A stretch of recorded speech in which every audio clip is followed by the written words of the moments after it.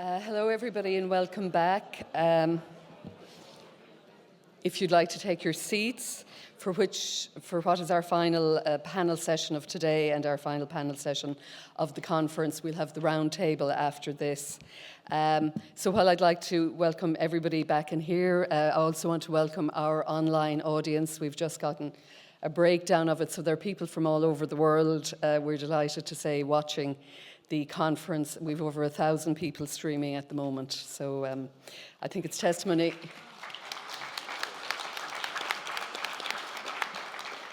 I think it's testimony to the quality of the speakers we have had throughout the couple of days. And I'm sure you're in for another great session here, and I'd like you to turn off your phones, please, or put them on silent. And please give our final Panel 6 chair, historian and author, Liz Gillis, a very warm welcome. Thank you.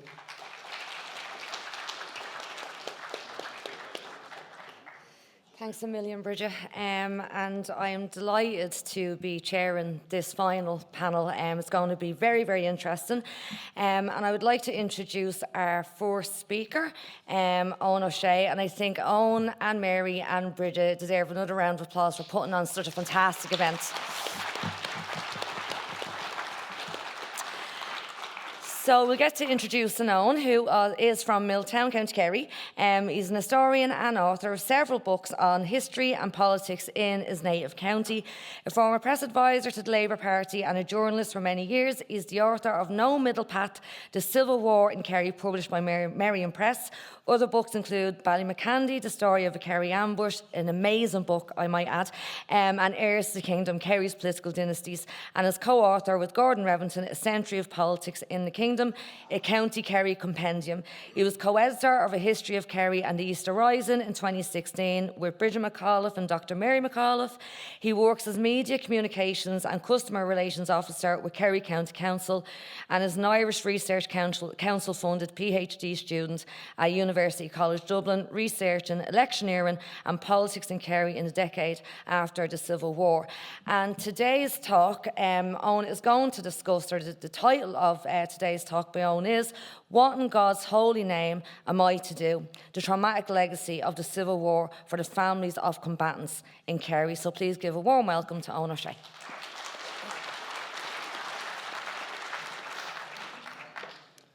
Thank you, Liz, and good afternoon, everyone. Sorry if I'm a little bit hoarse. I've been diagnosed with a condition called conferencitis. The focus of my presentation today is on the legacy of the Civil War for the families and relatives of combatants, particularly the combatants who were killed and injured on both sides of the conflict in Kerry. My research arises from research I've been doing for the last couple of years for the book that I published recently, and also for my PhD research, which I'm undertaking at the moment with UCD. The focus is on the horrendous physical, medical, psychological and financial hardship endured by survivors and their families in the decades after the conflict. It's of course widely accepted that the Civil War in Kerry, as we know from our discussions over the weekend, was more bitter, divisive and protracted than in most other parts of the country. There was, as one IRA leader observed, no middle path. You were either on one side or the other. And it is that quote indeed from Dan Mulvihill from Castlemaine that I adopted as the title for my recently published book. While the story of the combatants and those who were killed in Kerry has been quite well documented, the impact of their deaths and injuries on their families and dependents has not been the subject of any detailed study. There we are. Thanks to the availability of the pension applications held in the Military Service Pension Collection, many of which have been published relatively recently, we can begin to develop an appreciation of this previously understated but very significant additional layer of suffering and trauma which the Civil War caused for civilians who were connected to the conflict, particularly the immense physical, psychological, emotional and financial traumas involved. I've selected a few sample cases from IRA families and Free State Army families from Kerry to introduce some of the major themes.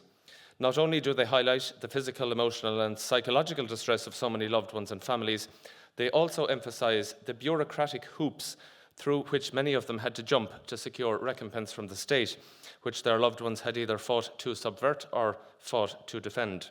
And notably, as will be seen, the difficulties in securing compensation and pension payments for the bereaved was by no means confined to those who had taken up arms against the Free State in 22-23. To turn first to,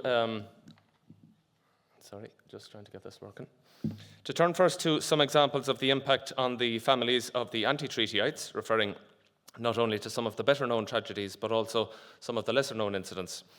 The killing of 8 anti-treaty IRA members at Ballyseedy on the 7th of March 1923 is perhaps the most infamous incident of the so-called terror month of the conflict in Kerry. A direct response to the killing of 5 Free State soldiers at Knocknagoshel the previous night, Ballyseedy was followed by further killings at Countess Bridge, Bahacks and Clashmelkin over the following weeks. George O'Shea, just trying to get this clicker working. There we go.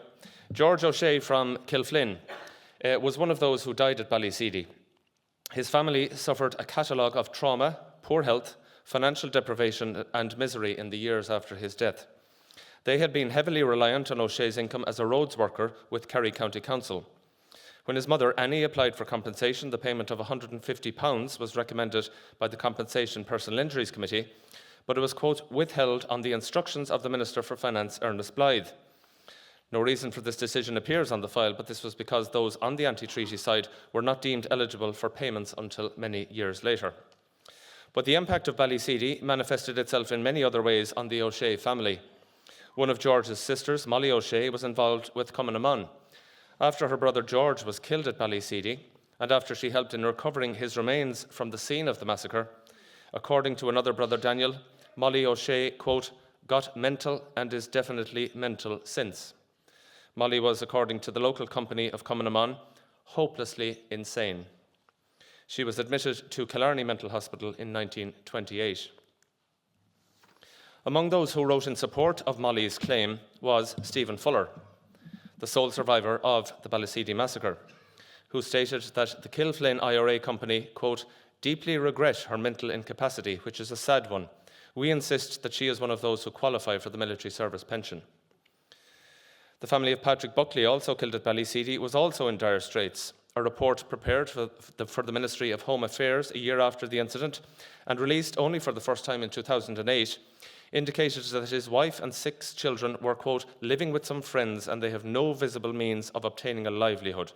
It was noted that they were being supported by small subscriptions collected for the family.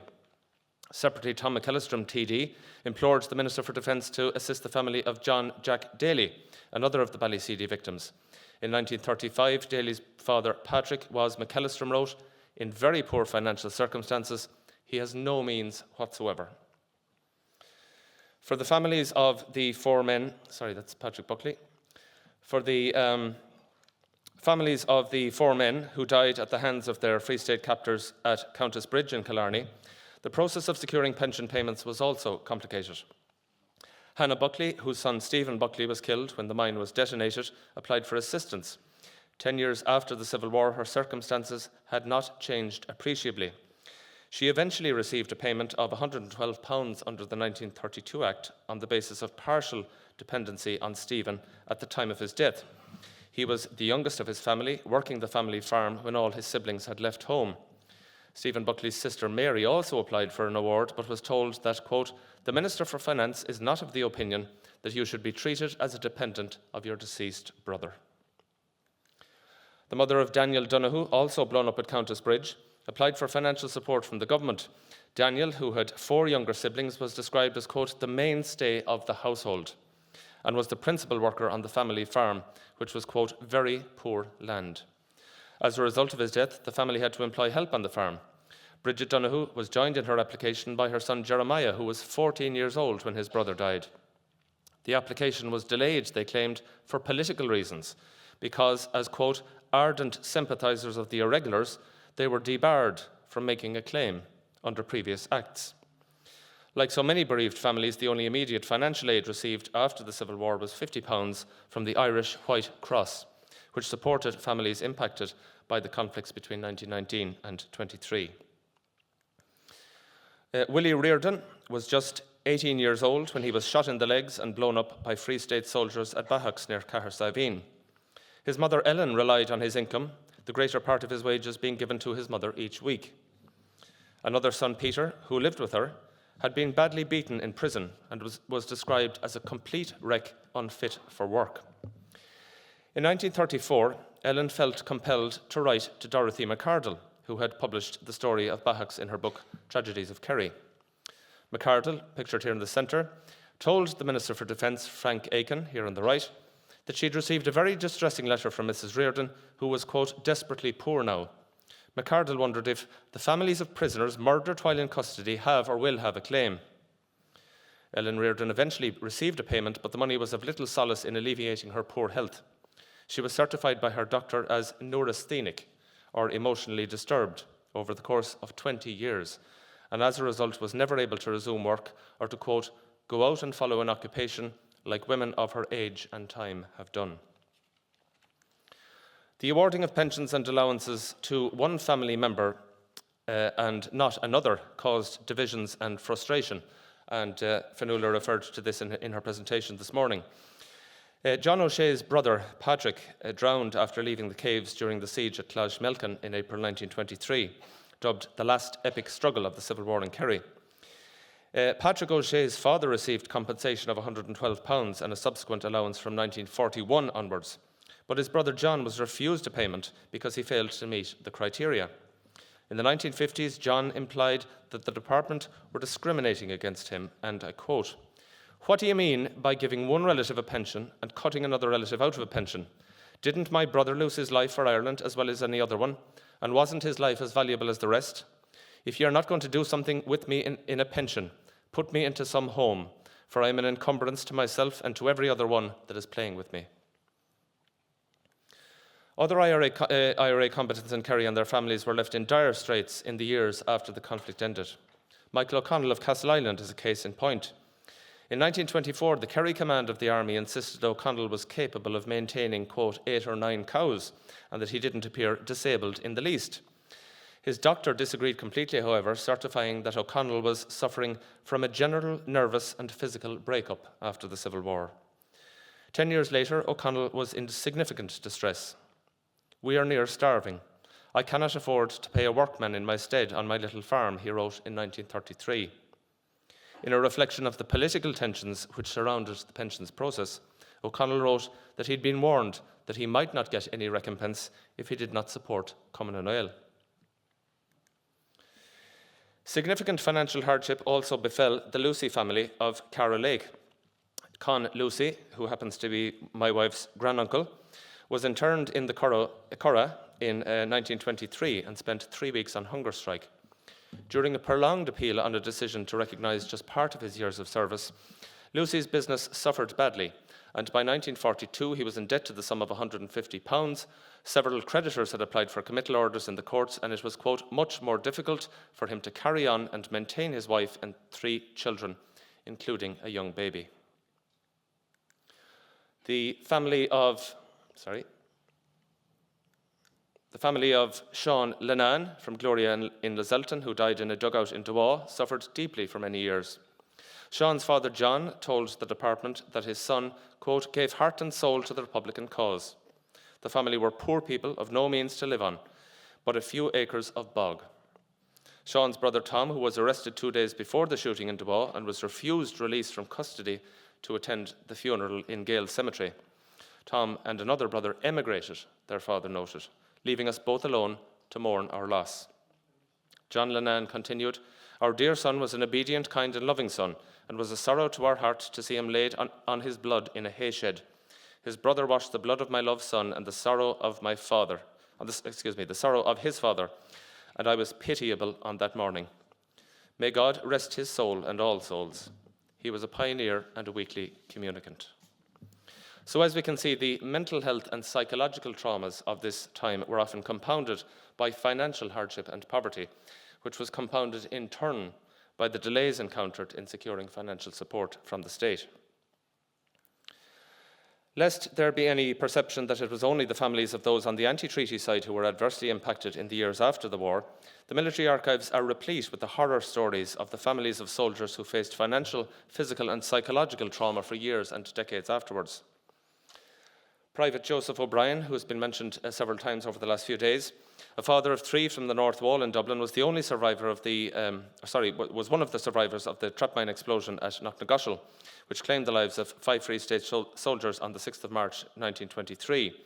Such were the extent of his injuries that both of his legs were amputated 4 inches below the knee, and he lost most of the sight in his eyes.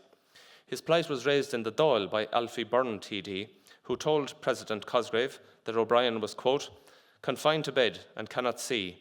He is not in receipt of any allowance or pension. His wife has 3 children to support, and if, in the view of this, he will see that an immediate payment is made in order to enable her to provide food for her children and proper medical assistance for her husband. Cosgrave replied that a cheque of £10 has been sent to Mrs. O'Brien. In August 1925, Joseph's wife Annie asked for an invalid chair, as it was the only way she would be able to take Joseph out for air each day. 6 months later, the wheelchair still hadn't been provided. O'Brien also required a tricycle and a harness to get around, as he became increasingly blind. For many years after, there was a need for a tricycle, stump socks, shoulder straps, replacement prostheses, glasses and other medical supports, the receipts for which you can see here on the screen. And these are all, of course, from the military service pension collection.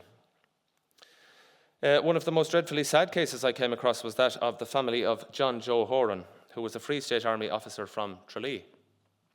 A father of 6, after being demobilised from the army, he fell on hard times and was out of work. He applied and waited patiently for a pension payment. He pleaded with the Department of Defence in 1926, saying, I'm a married man with 5 children whose ages are from 7 years to 3 days. I have also an aged father dependent, my mother having died while I was operating with the National Army column in Kerry. I am able to just feed them, but as for clothing, including myself and wife, who is at present ill, we are absolutely in the rags. In subsequent years, when the family moved to Dublin, his widow Kathleen appealed to President Cosgrave for an advance on her husband's pension, so they could afford a house in which to live. Thereafter, she was forced to write again, this time to President De Valera, representing the other side of the treaty divide, and she said, could you help me get my 3 little boys into O'Brien's orphanage? It's an orphanage for respectable boys, as I've heard some ladies left sums of money to be used for respectable boys like mine whose fathers die. Their father has died at the early age of 35 years as a result of his fight for Irish freedom. I've no pension or means of support whatever to rear my 6 little children. What in God's holy name am I to do? In 1975, Kathleen Horton was bereft, living on bread and tea from one end of the year to the other. My pension is £6, she wrote. It's dreadful in these hard times.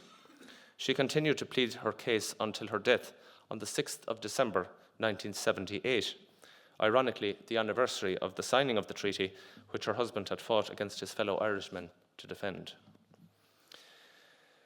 For the relatives of deceased Free State officers and soldiers, the challenge of daily living was often immense. Sometimes I don't have anything to eat, wrote Teresa Quinn on the 3rd day of January 1950. Her husband and father of 3 children, Patrick Private Quinn, had been killed in action at the Spa on the 2nd of August 22. One of their children died of cardiac failure at the age of 17, and Teresa faced eviction from her home because she couldn't afford to pay her rent.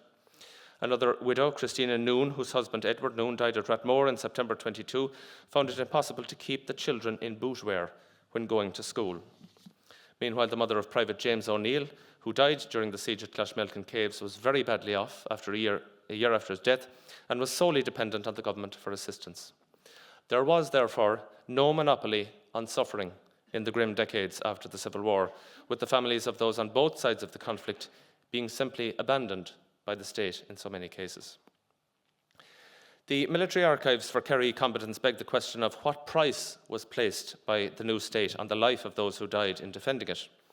Many applicants were appalled at the paucity of what they received. Patrick Nagle, a father of 12, one of whom Private Daniel Nagle died in an engagement with anti-treatyites near Tralee, was disillusioned and angered at the decision to award him a gratuity of just £50 in 1924. He wrote to the Minister for Defence, "Can it be said that the country's representatives who now reap the fruits of the untiring efforts of the rank and file fail in endeavouring to compensate, even in a small way, those who suffered for their country? I will readily answer no, as I cannot believe that they would allow their minds to concentrate on such a great wrong." And this sort of anger permeates the pension files from the time and illustrates the challenges the government faced in meaningfully addressing the financial needs of combatants. In summary, what this cursory survey of the military pensions archives reveals is that the families and loved ones of those killed and injured during the Civil War on both sides of the conflict faced not only immense suffering, hardship and a range of physical and mental health problems, they were also confronted with a bureaucratic nightmare in securing financial compensation from the state. The new Free State was a cold place for the loved ones of Republicans who had fought and died in Kerry during the Civil War, but it was also a cold place for the families of the soldiers who had fought to defend that state from the anti-treatyites.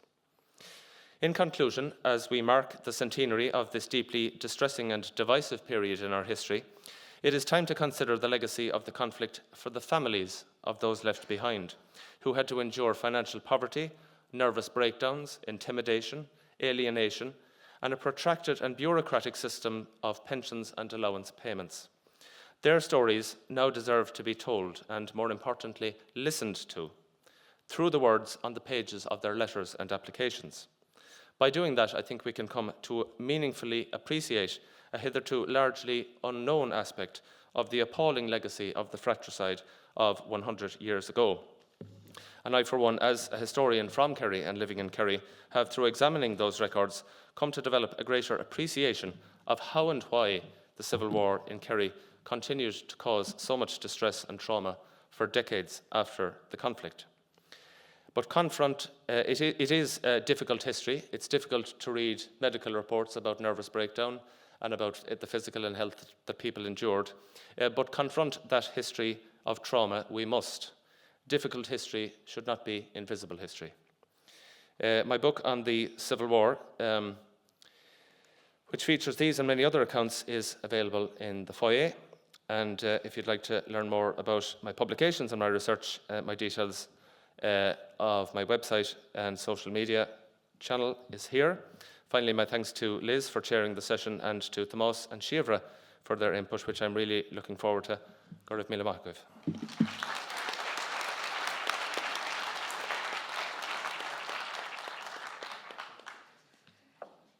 Thank you, Owen, for a wonderful and very emotive lecture to start off this panel, which is looking at the endurance of the legacy of the violence, the trauma, and you've summed it up so well in that talk that it wasn't just one side that was affected by this, the bureaucracy of the pension claims, that it was the anti-treaty side, those families that were treated horrifically. I know they were horrifically treated. Sorry, that's my alarm going off. You came in early. Owen on time. Sorry. Tomás, no pressure. Stop that. How do I stop this thing? No. Yay, we're done. But what I really found, moving about this is your passion for this subject. But how one event, the ripple effects of one event, it doesn't just affect a family in the sense of the mother and the father. They were brothers, they were friends, they were uncles, they were sons, they were fathers. How a community is affected by the events that happened. And just the trauma is magnified by the fact that the families had to prove what their loved one did. And then that is summarised, or it is quantified in an amount of money.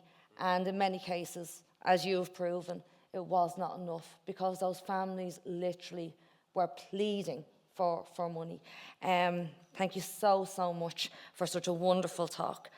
And now I'm going to introduce our next speaker, a very good friend of mine, Dr. Tomás mac Conmara, who is an oral historian, he's an author, a lecturer from County Clare, and in 2016 he was commended by the President of Ireland, Michael D. Higgins, as one of the 7 recipients who have made an outstanding contribution to culture over the last 100 years for a Cultus Frogra na Cosca Centenary Award.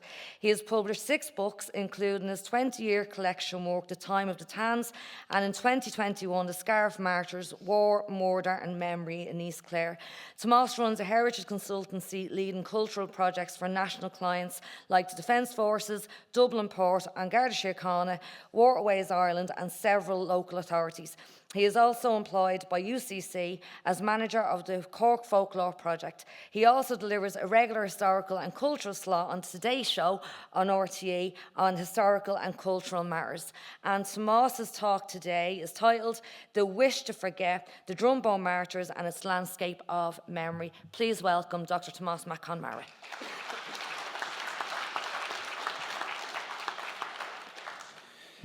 Gurmila Mahagut, Liz. I know Liz all too well to try and stretch the boundaries of 20 minutes, and at the risk of those beeps, I'll certainly keep an eye on the clock, which I'm about to start right now.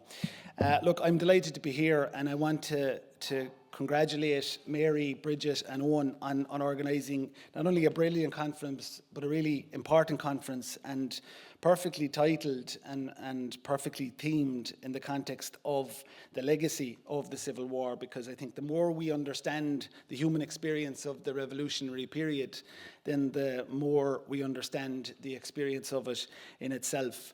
I'm here to talk about the Drumboe Martyrs and its landscape of memory. My talk is titled The Wish to Forget It, which comes from Michel de Montaigne, the French philosopher, who once stated that nothing fixes a thing so intensely in the mind as the wish to forget it. And I've encountered many times in my work as an oral historian the contention that they didn't talk about that or they wouldn't discuss that at all. But of course we do know that all of the memories are there. Always the memories endured. There may be certain people that wouldn't talk to certain people, but the memories endured. If you work hard enough, if you persist, you can find those memories. But of course too, if you find the silences, you will find an insight into memory. The lecture, of course, is focused on the 4 Drumboe Martyrs who become the centre of the story through their execution on the 14th of March 1923. Charlie Dolly on the top left-hand side, Sean Larkin from Belfast in South Derry on the top right, Daniel Enright and Tim Sullivan from left to right on the bottom, the 4 Drumboe Martyrs. Of course, they are the centre of the story, but there are all of the peripheral impacts that are also part of their story and must be included in that story. All of the 4 Drumboe Martyrs were intensely involved in the War of Independence and had the types of experiences that tended to consolidate feelings of republicanism. Of course, trauma, as has been illustrated, wasn't just the preserve of people who took the anti-treaty side, but certainly in examining the case of the 4 Drumboe Martyrs, Charlie Dolly from Clonacana-Coolteen was deeply involved from prior to the 1916 Rising, as was Sean Larkin. Both of their homes were raided regularly. Both of their homes were attacked by British forces multiple times throughout the War of Independence. And in the case of Daniel Enright and Tim Sullivan, while they were not as actively involved earlier on, they were too suffered the consequence of active republicanism during the War of Independence. So when it came to the spring of 1922 and decisions were being made and minds were being made up about which side to take in what was becoming or was sliding quickly into a civil war, certainly the incidents that had happened to them, the positions they had taken with regard to their cultural commitment as well as the political and military commitment were significant in the decision to take the anti-treaty side. In March of 1922 and in April of 1922, when both Sean Larkin and Charlie Dolly were in Dublin as part of the discussions and debates surrounding the treaty, they both took a very strong position on the position of the people in the north of Ireland. And we have to remember, and I think it must be central to the conversations we have on the Civil War and the legacy of it, the way in which the treaty, which led to debate in the south, led to the consolidation of a partition and to the effective abandonment of people in the north of Ireland. And that was felt very much by people like Sean Larkin from Belfast himself in South Derry, but also by Charlie Dolly, because he had spent so much time in the north of Ireland with the 2nd Northern Division and had fought across East Tyrone and South Derry and across many of the 6 counties. And so could speak to the experience of the northern people as he saw it. it was very clear that he had taken the position, as had Sean Larkin, that the border was not to be recognised on the instruction of Liam Lynch, that the truce was not to be recognised up there to get inside the border wherever, whenever. And so when spring of 1922, he, Tim Sullivan, Daniel Enright and others went north to confront what they saw as the British establishment, which had been supporting attacks on nationalist communities from early in 1922. They went with a determination and a focus on that part of the country, which I think was lacking, and maybe in one sense is continuing to be lacking through the narrative. So as early as March 1922, months before the Civil War, there was a clear determination to confront the British establishment within the 6 counties, and of course to confront the increasing attacks by B specials on nationalist communities in the north of the country. Charlie Daly made the point that the Northerners must fight for their existence under whatever government is in power. He also stated quite clearly in April at the IRA convention that my area is already at war, when there was discussion on the possibility of a civil war.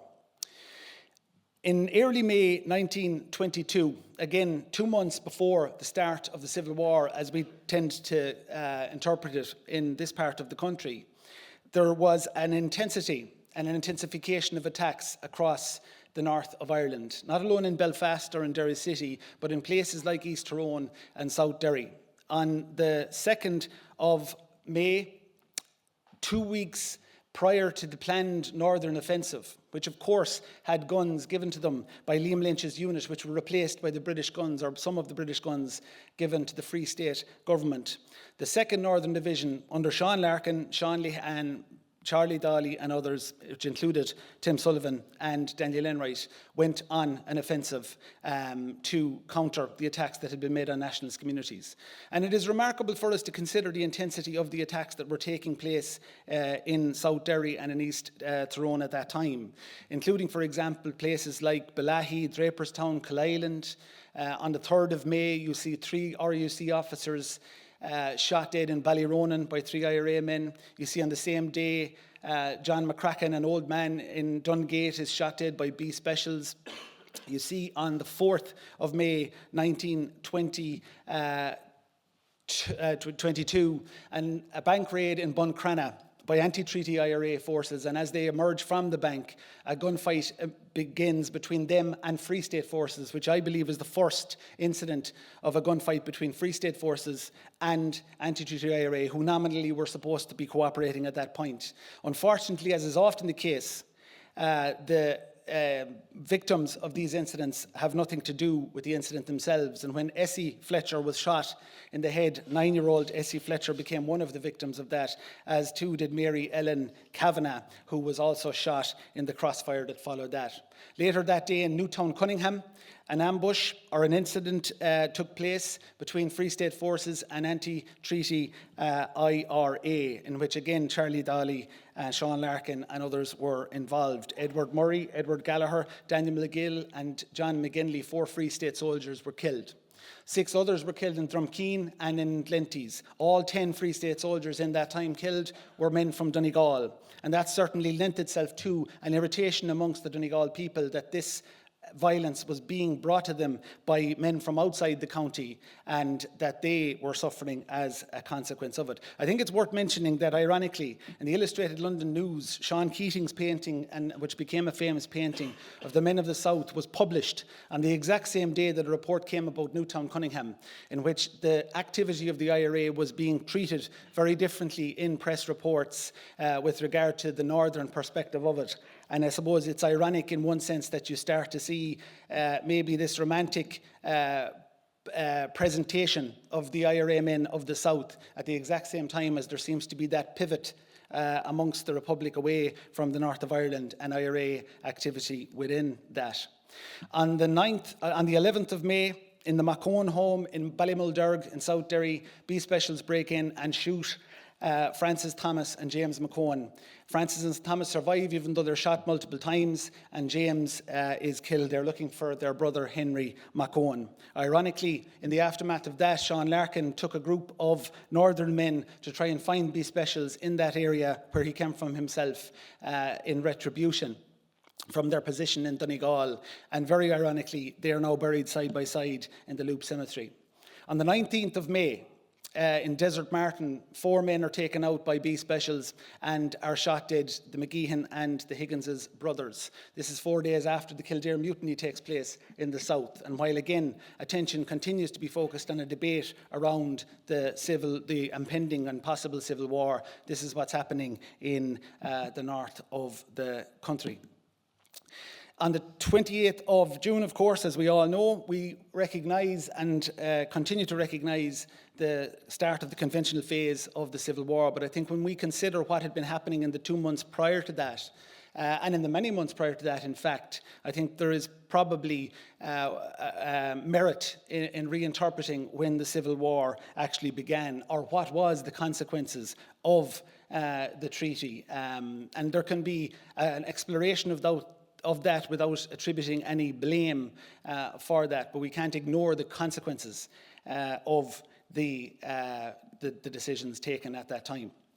From the beginning of the conventional phase of the Civil War, you saw Charlie Dawley and the 2nd Northern Division, and in many cases most of the Northern anti-treaty IRA, increasingly abandoned, not only by of course, the nominal cooperation between the Free State and the anti-treaty IRA was in effect dead, but there was less and less ability for the anti-treaty IRA in the south to offer any meaningful support to the northern divisions. And so you saw Charlie Dawley, Tim Sullivan, Daniel Enright and Sean Larkin and others, including Jim Lane and Sean Lehan, increasingly under pressure throughout the north of the country.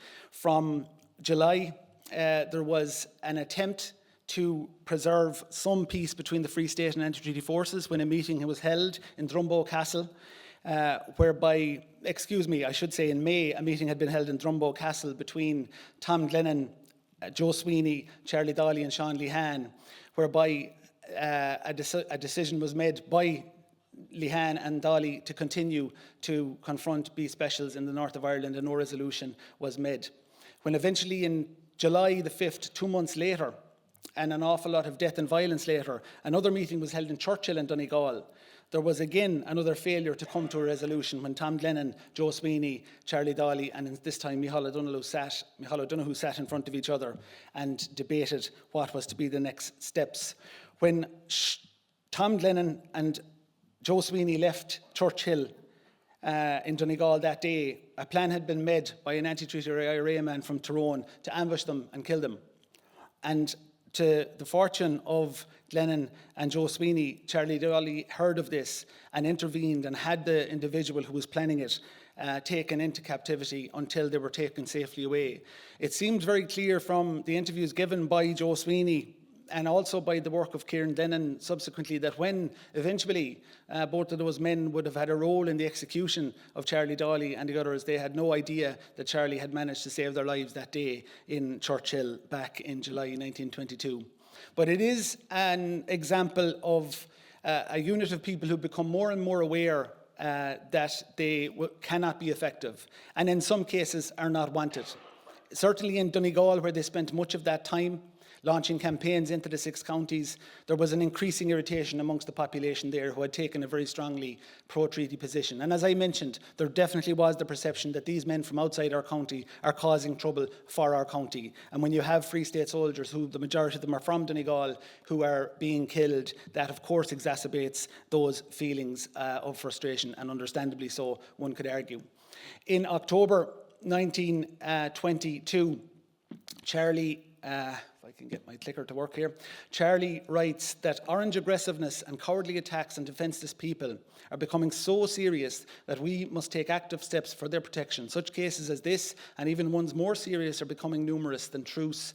That truce or no truce, the volunteers must take action to protect themselves and their people. The volunteers in the areas concerned are willing and capable of doing it, if so they are armed. This illustrates, I suppose, a determination on Charlie's part, but at the same time there were messages coming from Ernie O'Malley, certainly, that would indicate that the feeling from the hierarchy within the anti-treaty was that the men were effectively wasting time during that period. He states in 1923, now arrested, we had something like over 100 men at the start. We were left with only 30 men, and nearly all of them are strangers to the county. We could hardly get enough to eat.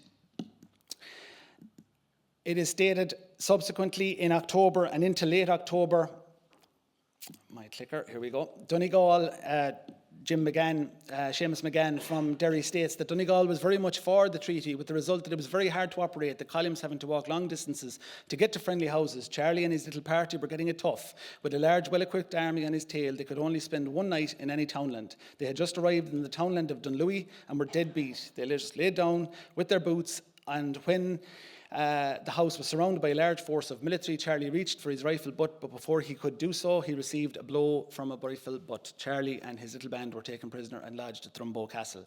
And this reaches the end of a period where I think really, despite the determination and the declarations of people like Sean Larkin that they were going to continue, I think it was fairly evident that they would not be in a position to have any effect in the area, and that unfortunately for them, the people were not with them. So I'd love to be on time, but my clicker is not helping me, Liz. Surely I get an extra few minutes for that. A faulty clicker. Okay, here we go. So yeah, on the second, and having gone through the Poison Glen, you had a scenario where they were captured in Dunlewy and of course taken captive. And you know, in one sense that is not too alarming, because of course there are thousands of people being held captive. A lot changes between November, of course, 1922 and March 1923. There are the executions, there is the provincialisation, the diffusion of executions throughout the country, of which all of the men are very, very aware. But what changes is when in Creesla and Donegal, this notice goes back to headquarters from Drumboe that states that Captain Bernard Cannon killed an attack on Creesla Post last night, particulars later. Bernard Cannon was a Free State soldier who was shot in contested circumstances in Creesla Barracks. The interpretation immediately was that it was Republicans. The counter was that it was Free State soldiers, and there was a third suggestion which seems to have increasing credibility, that it was some drunken individuals whose friends had been arrested, fired into the barracks. And in an area where there was evident lawlessness, that is certainly possible. But the consequence, of course, was that, as Joe Sweeney writes later, or states later, one of our officers, Lieutenant Cannon, was killed in the barracks at Creesla. The barracks had been fired at. He went into the hall and was shot dead. We reported it, and it came back to execute 4 men, one of them Sean Larkin. I sent a wireless message back for confirmation that the message came back. Then I sent the message to Adjutant General Garrod Sullivan. Larkin's name came back again. He was from the 6 counties, and I didn't want to shoot a man from the 6 counties. I was very fond of Charlie Daly. He had been tried shortly after, and he had arrested, but the sentence had not been confirmed. Of course, Joe Sweeney and Charlie Daly were friends, were in college together and knew each other very well, which brings that added dimension, in some sense, within the Republican narrative of bitterness, and in maybe a more distant interpretation, a certain sadness that had to take place. I'll come towards the conclusion before I give a reflection, Liz, on memory very briefly, but just to bring it to the point in terms of the human experience, an interview was given in November 1979 by Seamus O'Rovertig, Oscailga, but it's translated here, which I think gives a poignant reflection on the final moments of the Drumboe Martyrs. So Daly came into our cells accompanied by 2 soldiers, an officer and a soldier. He shook all our hands and he was laughing as he usually always did. Another man in the cell asked him, was he going home or what was happening? Oh yes, he said, I'm going home in the morning, the long home, this time. He didn't seem bothered at all, or at least that is the impression he gave. We heard the soldiers in and out to them during the night. They took them around 5 a.m. They were taken down and sent outside. They put a cloth over their eyes, except Daly wouldn't put it on. He said he lived as a soldier and would die as a soldier. We were put into the yard room and were waiting to see what would happen. We heard the first hit. We heard it so plainly in the yard room. A good while later, I got the chance to look out the window. The soldiers were going up with 4 coffins with them. I stepped away from the window. Now, that was the recollections of a 17-and-a-half-year-old many decades later, on the final moments of the Drumboe Martyrs, and of course the message goes back the following morning that they have been executed. I want to play a 1-minute piece, and then I'll finish up, Liz, if that's okay. This is the voice of May Dolly. That was recorded by Unchin McOwen. I was fortunate enough to work on the Unchin McOwen collection of tapes from which The Survivors and The Area in the Twilight Years was produced, and I'm working on some material from that at the moment. But this is May Dolly speaking. many years later, about the aftermath of Drumboe. And of course, it's the aftermath of what has been discussed in the context of Ballyseedy and so on as well, where she recalls a Free State raid. And it is a minute long, and you will have the subtitles as well, which will hopefully give you a sense of what that experience was like for 12-year-old Maid Ollie. We heard there would be a raid, and so there was. The soldiers found 11 rifles and a Lewis gun. Now that's in the Civil War, isn't it? Yes, and my mother and I spent the night, and the children were on the floor, and my father. You see, then there was another thing we did. If there was danger, you let the light out of the window, but if there wasn't, you put it where the weekend you would put on it. Oh, yes. Well, anyway, we had to let any lights that night because they were in the yard, they were in the front, they were firing shots all night. But anyway, my mother's, Charlie was dead then. Charlie's dead now when that happened. Yes. And she said that she actually had me praying to Charlie to save the lads. I didn't know they shot him, not him. Oh, yes. The lads of the Duckle had. We warned them never to go.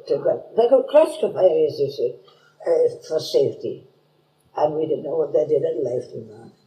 Yeah. Well, That my mother said that was the worst night ever on.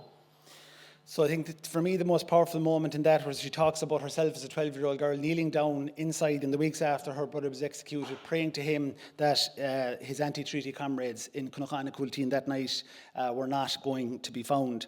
So just in summary, there was a tremendous legacy associated with Drumboe, both a legacy of pride, of course, with the families, a legacy of pain that has been articulated powerfully by other speakers already. It's manifest in Nora O'Sullivan, Tim's mother, in 1938, when she's buried and the family realised that she had bought a plot right beside her son's grave, away from her own husband's grave, in order to be with her executed son. It's manifested in the Larkins wailing outside their home in Bellaherty, which alerted their neighbours to the fact that the news had returned to Bellaherty that Sean had been executed. Weeks before the letters, of course, would come that gave them their last words. It's manifest in Jack Enright, Daniel's brother, who's interned as a former British soldier in Dublin, when he reads in a newspaper that his brother has been executed. And it's manifest across the efforts to remember and the contests within that remembering. And Drumboe stands as one of the contested spaces for remembering, because while it started out as a Republican commemoration in the 20s, there was an increasing enmity developed between what we would characterise as a Sinn Féin-led Republican commemoration and the Fianna Fáil attempts to occupy that space. There was also the enmity, and I'll finish with this, that existed within Donegal towards the Drumboe Martyrs. It's manifest in the by-election that took place in Donegal in late 1924, when Tom Daly, Charlie's brother, was sent up to contest for Sinn Féin against Dennis McCullough. And at a meeting, a Cumann na Gael election platform, one woman who had the audacity, it was stated, to not have her head covered, spoke up and said, "Are you in support of the men who executed the Drumboe Martyrs?" Dr. Joe McGinley, himself a former Sinn Féin TD, shouted back that there was not enough of them executed, to the sound of applause and cheering of the constituents that were there to listen. So there was certainly a bitterness that existed in Donegal. It had existed throughout the years, but it is ironic, I suppose, that the contest really emerges across the years between different strands of republicanism to try and remember publicly and commemorate the Drumboe Martyrs. The final point I'll make in the context of legacy is that I believe that the Drumboe Martyr story, and particularly Sean Larkin's presence as a man of the 6 counties, is critically important to remind us that, in my view, the real consequence of the Civil War was not the enmity that existed between the opposing sides in the south of the country that fought the Civil War, as real and as vicious and as enduring as that was. But of course, if the north of Ireland and its partitioning from the rest of the country is not one of the consequences of the Civil War, I don't know what is. So I believe we have to frame our understanding and our memory and our exploration of the Civil War and its enduring legacy with the inclusion of that consequence. So I'll say Goramila Mahagav and Tabrona Gulme Pisadena.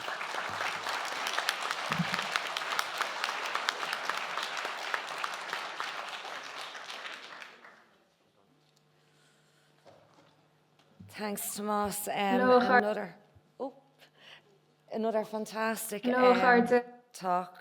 That's not me. Grant.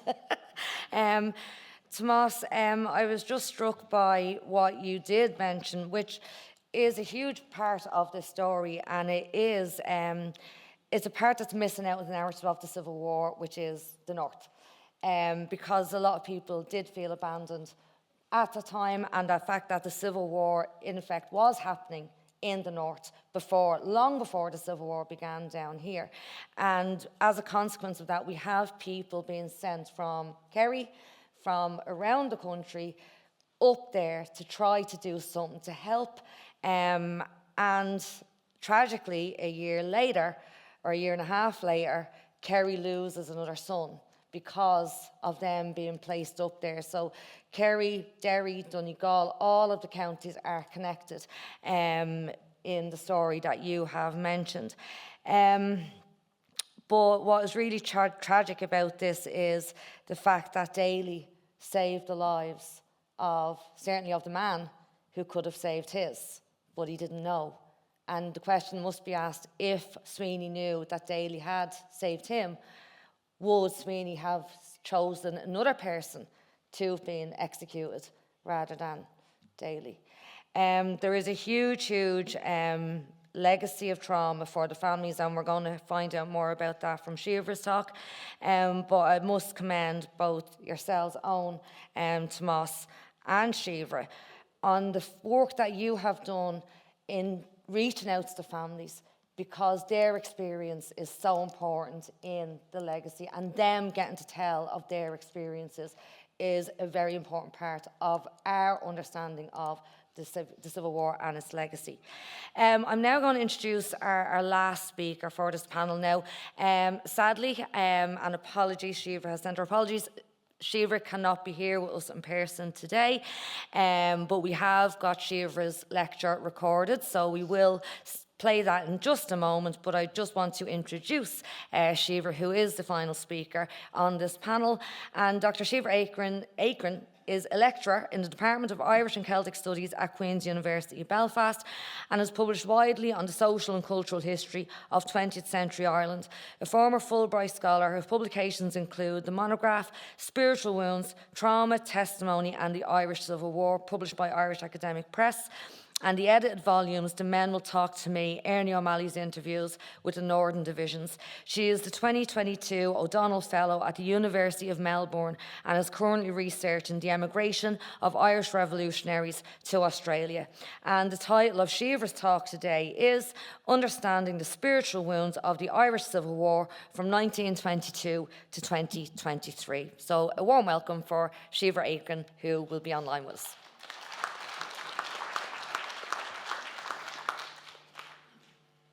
Síobhra Aiken here. I'm really sorry I can't be in Tralee in person, so I hope this video will suffice. I just want to say thanks to Owen and Mary for inviting me to be involved, and also to Liz for chairing this panel. I'm sorry I'm not there in person. So the title of this paper today is Understanding the Spiritual Wounds of the Irish Civil War, 1922 to 2023. So it's quite ambitious, I suppose. But really what I want to do is to reflect in some, I suppose, broad terms on two of the most significant keywords, I suppose, that are associated with the legacy of the Irish Civil War. And the first one is silence, and the second one is trauma. And I want to consider, I suppose, the use of these terms in considerations of the Civil War, and also how these terms might be problematic and maybe limiting in some contexts. So I'll be splitting the paper into two sections to consider these terms, and I'm also going to try and draw on as many Kerry examples as possible in this paper. So hopefully these references might be familiar to you, or if not, they might spark your interest. So the first thing I want to just reflect on is the idea of silence, first of all. And before I get into how silence is evident in the present day in considerations of the Civil War, what's really interesting to note here is that the idea that silence came hand in hand with the Civil War already was in existence before the events themselves took place.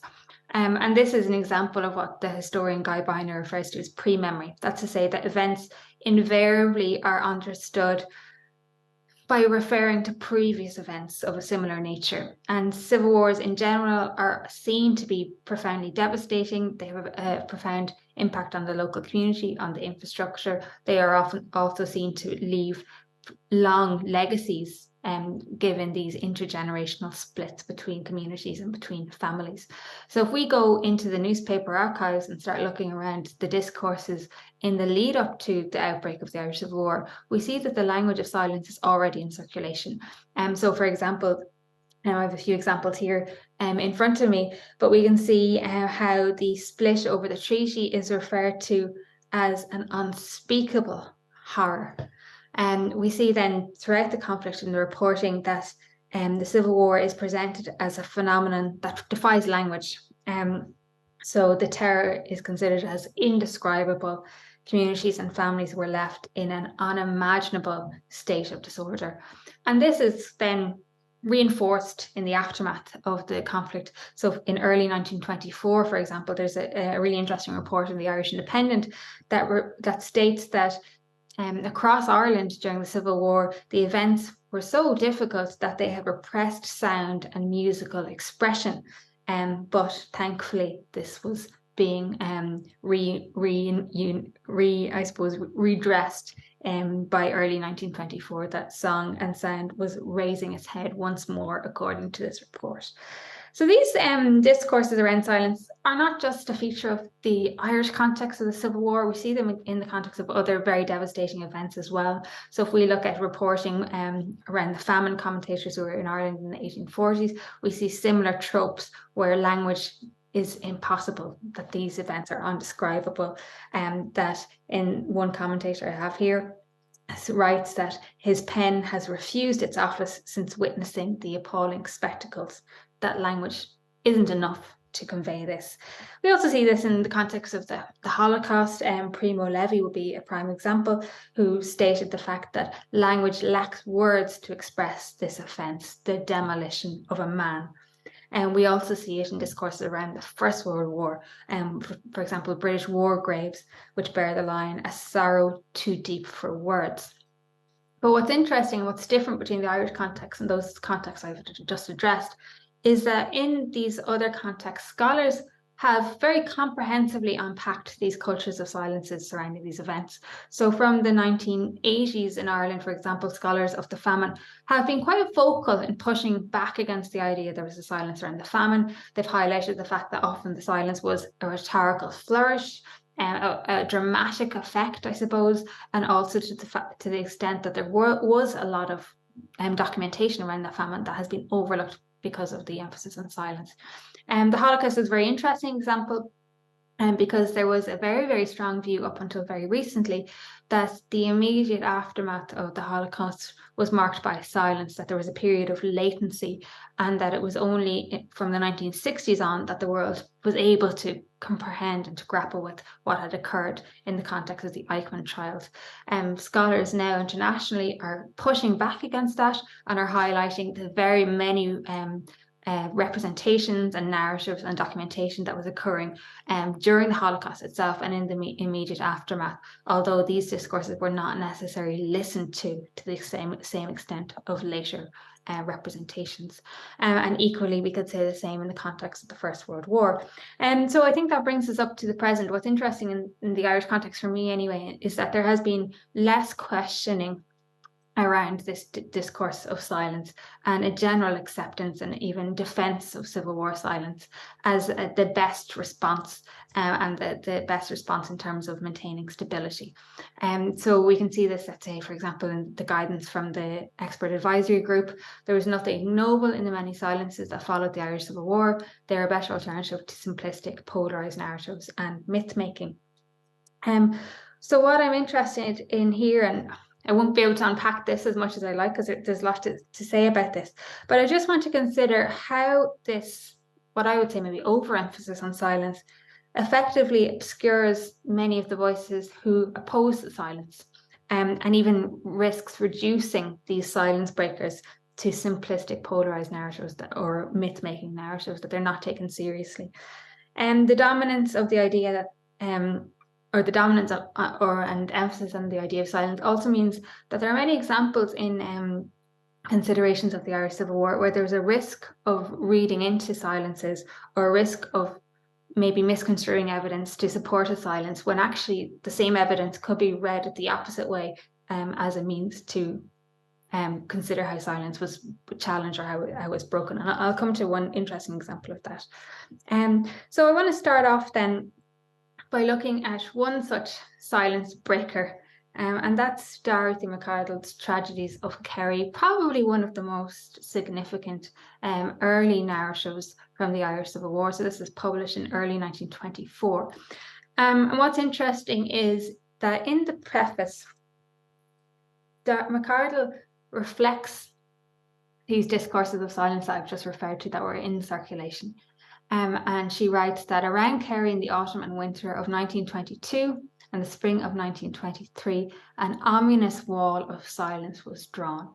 This could be read as evidence of silence, but what I'm arguing is we could also read it as the opposite, in that by publishing this account in 1924, she's essentially breaking the very silence that she's proclaiming in this preface, and that she is documenting some of the worst incidences that occurred during the Civil War in Kerry that is then published and republished again and again as in a very profound act of silence breaking and going against this general desire or even conspiracy of silence that was being promoted both at community levels and also at official levels. McArdle's account here, it's not the only early account of the Civil War, and that's what my research has been focused on the last number of years, gathering these many writings that have been overlooked, but that address the silence of the Civil War and push back against the silence of the Civil War. And these are narratives that have appeared in various different forms. So I'm particularly interested in veteran writing, so writings by participants themselves, and whether that be non-fiction, historical writing like McArdle, or fictional writing, or poetry, or plays, and oftentimes these creative genres maybe had a little bit more freedom given the general taboo associated with the Irish Civil War, and that many, particularly participants, found themselves moving towards these less conventional genres of writing and life writing as a means to address their own experiences of this difficult period. Within this corpus, there is no shortage of Kerry examples, and I'm just going to quickly reflect on a few of these, and I'll keep an eye on my time as I'm going along. But even on the slide, we can see the wealth of material that's been published relating to Kerry only. And we have the remarkable play Hunger Strike by Maureen Cregan from the 1930s that really didn't have the success it should have at the time. It was seen to be controversial, dealing with the hunger strike during the Civil War from the perspective of the wives of one of the participants.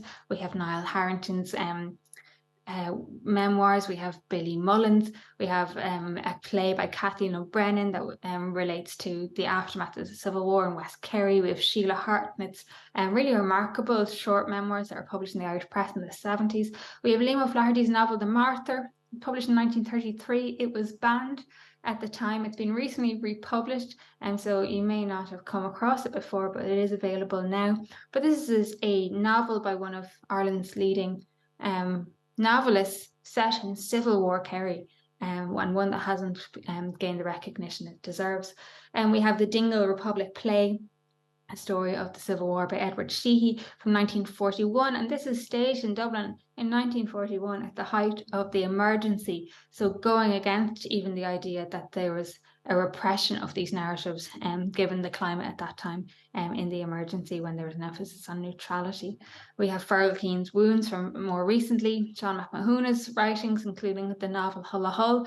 And the other aspect of this too is it's not just on the island of Ireland where we have these discourses. The diaspora is a hugely important place for the emergence of Civil War testimony, often seen to be freer in the diaspora context as a means to testify that there was less constraints maybe on self-expression. And I've just included one example, which is Pádraig Ó Hégirte, the Kerry man in Springfield, Massachusetts, which is one of my other projects that I'm working on. And again, there's a wealth of responses to the Civil War in these diaspora contexts.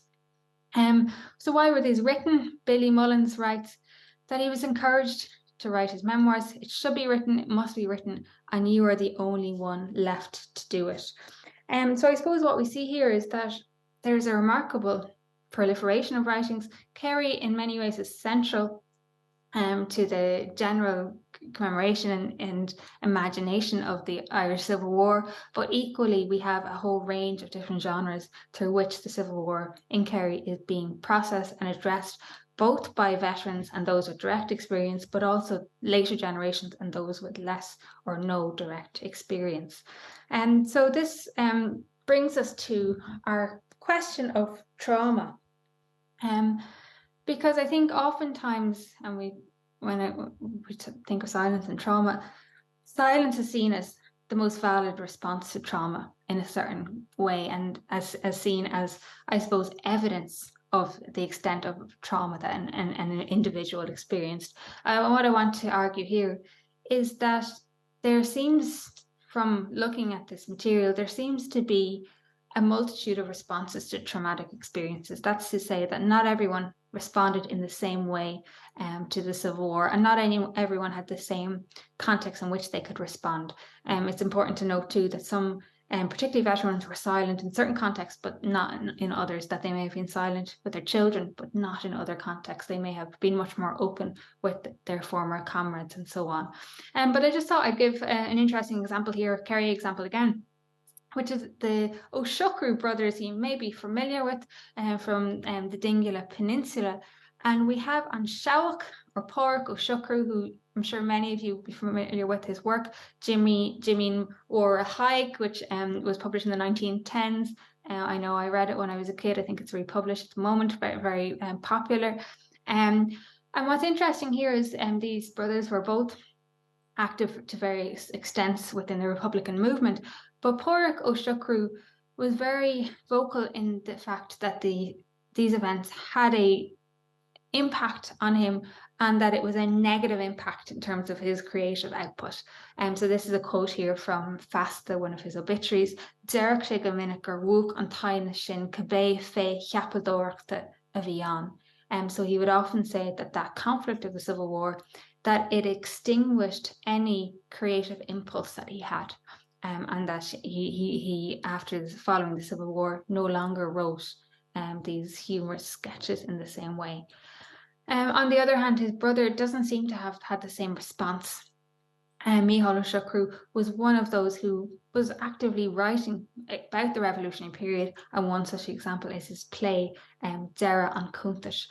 So I suppose we have a balance here of those who felt that they could not address the period, but equally others who sought to process the experiences that they had gone through perhaps writing or telling about their experiences.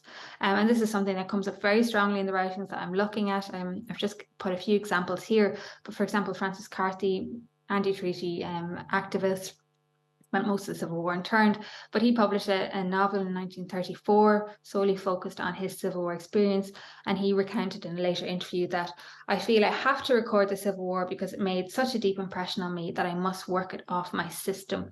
And we see similar discourses in Dorothy McArdle in her fiction that was published in 1924. One of the characters, for example, says, No, I'll get rid of it. 'Tis better for me to tell. The idea that telling was therapeutic, that this is in circulation at this time in terms of trauma. So moving on then, I want to consider another key, I suppose, Kerry example of this, and that is the example of Stephen Fuller. Because within all of this idea of telling and silence and trauma, there's also the question of audience. That's to say, who is willing to listen to these narratives. And testimony is a key genre in that context. Testimony requires a dialogue. If you write a personal story or a personal memory and you put it into your drawer and it's never shared, that's not a testimony. A testimony is usually going on record and somewhat sharing that for maybe a specific purpose. But Stephen Fuller is quite interesting because I think he's already been invoked in a number of the papers. On the one hand, he is a prime example of the silence associated with the Civil War. During his political career, he was reluctant to address his own experiences, and particularly his experience as a survivor of Ballyseedy. But on the other hand, we could also see him as one of the key silence breakers of the conflict too, which I think goes back to that question of which way do we choose to read the material. He survived the mine explosion. The events would not have been known had he not lived to tell the tale. His recollections then centrally inform Dorothy McCardle's tragedies of Kerry, which then informs numerous subsequent recollections, which then lead to this outpouring of writings that we have from Kerry, whether that's Liam O'Flaherty's novel or whether that's the play The Dingle Republic. The idea too that he never spoke of the events publicly also overlooks the fact that he did give the testimony in the immediate aftermath, that this was published in ERA, in these Republican underground papers that circulated widely. His statement was really well known, it was out there. He gave the statement in the direct aftermath. And then Owen O'Shea's research has also, I suppose, added a further interesting dimension to considerations of Fuller. And that's the irony that Fuller referred to himself when he was interviewed by the Kerryman, that it took a British broadcaster to interview him, which was in 1981 for the BBC, Robert Key, and that RTE had not approached him in the same way to speak about his experiences at Ballyseedy.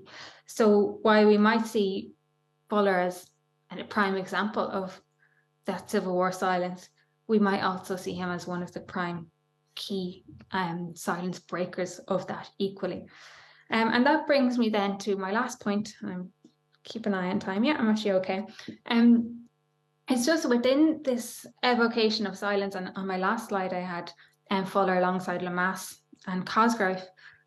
And what we find is that in many of the examples I'm looking at anyway, in terms of how Civil War silence is supported, oftentimes it's supported by giving examples of leading male political figures who, for various reasons, repressed very difficult, oftentimes personal stories in the sake of the common good, in the sake of their political ideals, and in the sake of political stability and also stability for the country as a whole.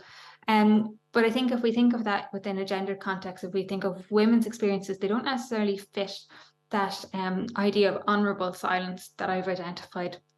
In fact, the female politicians in this period were much more vocal about the Civil War period. They were particularly associated with the anti-treaty side, that they would not have necessarily been associated with this legacy of noble silence.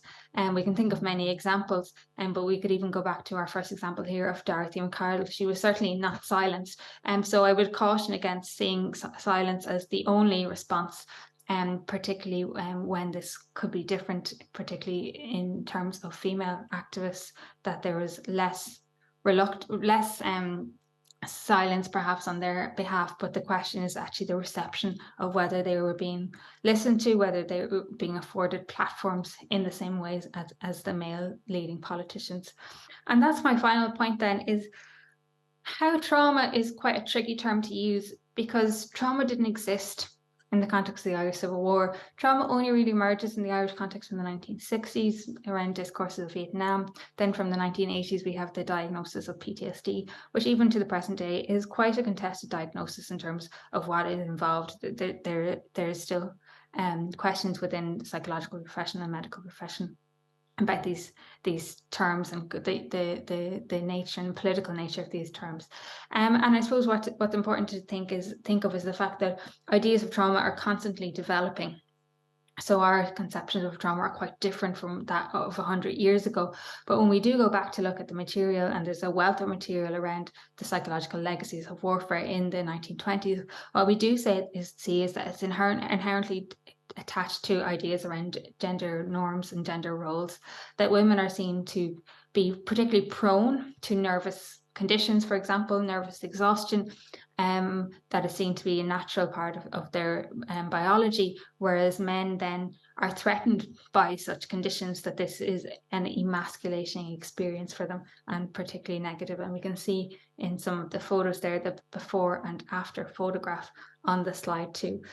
So I suppose that's just a short word of caution around that perhaps the women do not fit the same models that we might associate with trauma or with silence either. So I would love to reflect on all of that more, but I'm at my time now. So I'll just wrap up with one or two concluding comments.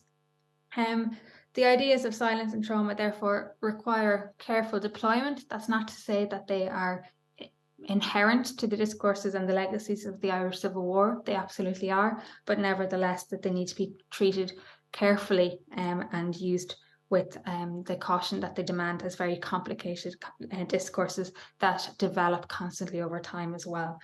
While silence is seen as a strong example of trauma, what the Irish Civil War suggests, and the many silence breakers of the Irish Civil War suggest, is that silence wasn't the only response, that in fact the conflict produced a multitude of various different responses, that individuals responded very differently, and that would depend on a huge varieties of variables, whether that's gender questions, whether that's class, whether that's the level of their participation, and so on. And the wealth of Kerry representations just bears witness again to that desire that many felt, that they wanted to tell their story and put their representation on record, or put their side of the conflict on record, and that was certainly a key aspect in Kerry in any case, even though there were certainly relative silences and those who did not have those avenues for expression. But I suppose now that we are 100 years on from these events, I think this conference gives a fantastic opportunity to start to re-listen and also to resound some of those voices that have been quite muffled over the last 100 years because of this dominant emphasis on silence. So I hope that was fruitful, and that there'll be further discussions around some of those questions, and I'm sure that these will be drawn out even further in Owen and Tomás's papers. But I'll leave it there and just say thanks so much for listening, and best of luck over the rest of the conference.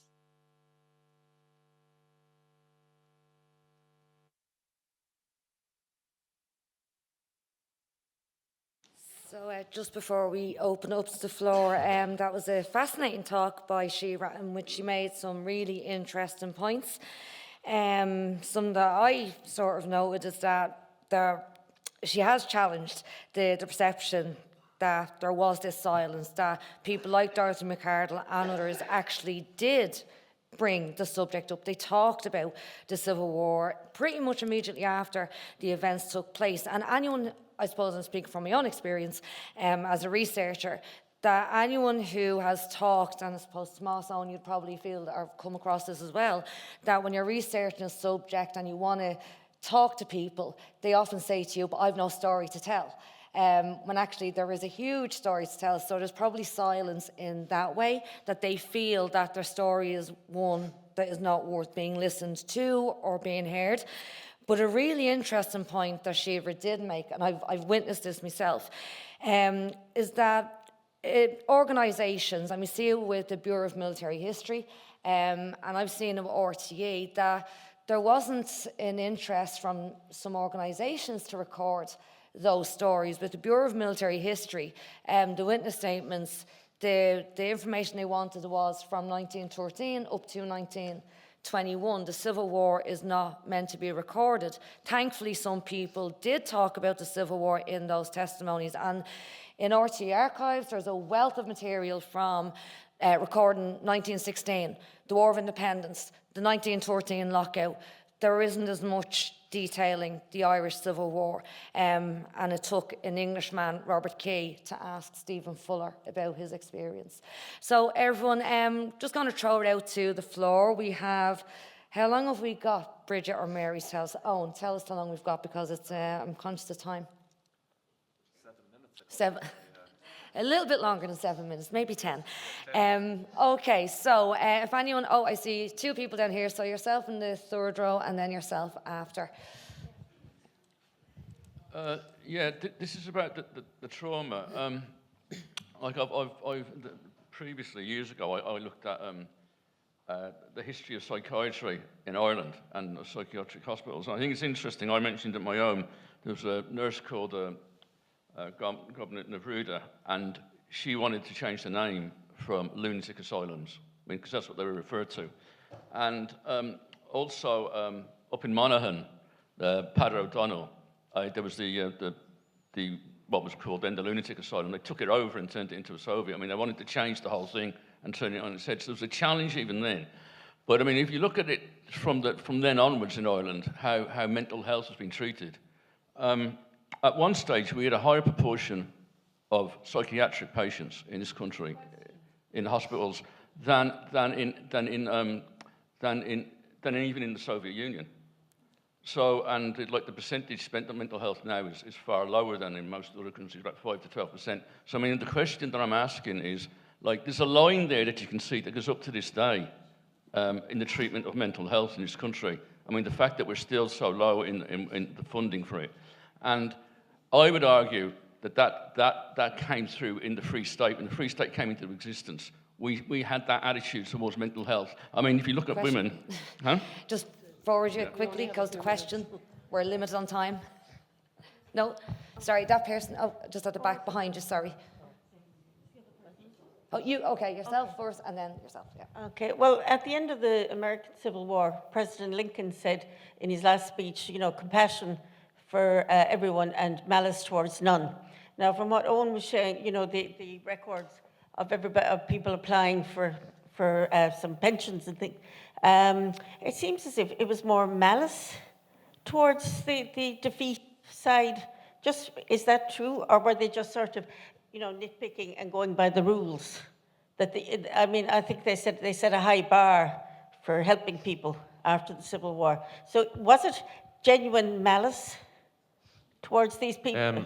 I don't think it was malice. I think the system was designed to minimise the awards that would be made to people, and the Free State obviously wasn't, exactly financially flush. So there was an effort, obviously, to limit the process as well in terms of proving active service and proving what you had done, what you had participated in, what activities you had been involved in was quite onerous.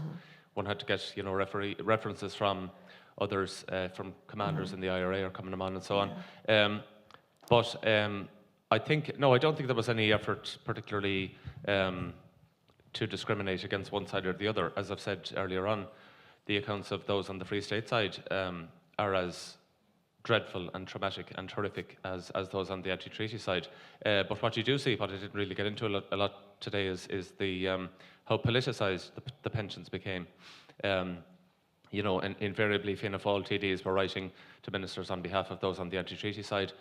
Cumann and Fine Gael TDs were writing on behalf of Free Staters. But there was a graciousness as well. I think somebody like Tom McAllister probably wrote thousands of letters, I would say. There isn't a file from Kerry that he didn't write a letter, but somebody like Tom McAllister actually later in his life was writing requests for support for those on both sides of the divide. I think as time moved on, there was a recognition that there was a need for healing, and that there are examples of TDs from Kerry writing letters of support and references for those on both sides of the divide. So, but no, there wasn't any. I would say, obviously those on the anti-treaty side weren't eligible, those on the anti-treaty side weren't eligible to apply for pensions until the 30s, until Fianna Fáil came into power. And once they did, there was a flood of applications. But in terms of a broad sweep, I don't think it would be fair to say that there was particular discrimination against either side. Yourself, yeah. I'd like to refer to this photograph up here and ask a question. This photograph is the first Western from East Clare having arrived, crossing the Shannon and arriving in Listowel Square in 1922. But you might think those young fellas are actually welcoming the Free State troops. They are not, because When I was researching my book for Soldiers We Will Be, which is a military history of North Kerry, I was fortunate to interview one of those boys who was in Na Fianna Éireann, the Republican Scouts. He told me his job, when his father, who was on the anti-treaty Republican side, was vacating Listowel, his job was to set fire to the workhouse, the police barracks, and the courthouse. We've seen photographs of them. They were trained in that. They were also trained to observe what ammunition. And my question is the trauma of mothers whose husbands were on the run, and the trauma of those young boys. And why was there never a mention, and throughout this conference, of the great role of Na Fianna Éireann? Tomás or Owen as an organiser? I've heard Fianna Éireann mentioned several times, in fact, today and yesterday. But the trauma, I'm not sure, is that your only question, or were you asking me about the trauma of? The wives of the men. Yeah. Well, those accounts are readily available now through the military archives, thankfully, and I'd invite anybody. The beauty of the digitisation process with the military archives is that they're now so readily available to read from the comfort of your kitchen table or your living room, and I think that the trauma of young people is very well documented in those accounts. I'll just very briefly add to that. I think it's important to recognise the different organisations, of course, that participated, but of course the vast majority of people were not participants in organisations, be they passive, be they opponents, or be they involved. There were people, young and old, who were not members or would be categorised as a member of an organisation, but experienced that time and sometimes even participated in it. And I'm thinking of the sisters of the Drumboe, sisters and brothers of the Drumboe Martyrs, many of them, whose children I spoke to were affected by that. So I think it's always important to expand the reach in terms of the people we're documenting and the people we're deferring to when we're trying to reflect that experience. But it goes beyond the named organisations that are only reflected in the types of records that are left to us. We just got time for one more question, and it's yourself. Yourself, yeah. The lady with the glasses. Third one in, yeah. No. Back. No, that lady. Yeah. Wait, which lady? There. They're here. Yeah. There you go. Finally. We've time for one more. Great papers, thank you so much. I wanted to ask Owen about the role of charity in dealing with a lot of these impacts of violence, because a lot of our focus has been on the state schemes, the pensions. So I was really interested by that poster from the Irish White Cross. So I just wondered what sort of role they played and how they maybe kind of raised funds and pitched it, because I guess presumably it's easier to say, in the War of Independence we need relief for people who are being targeted by the British, but what was the role in dealing with this very bitter sort of civil war kind of thing? In terms of their role and functions, I won't admit to know much about it, other than the only source of support for many families at this time was charity, either the charity of the White Cross or the charity of neighbours. And accounts will tell you that we had a few, our neighbours collected some money to support us, or we applied to the White Cross. So in some respects, charities like that stepped into the void that the state was leaving.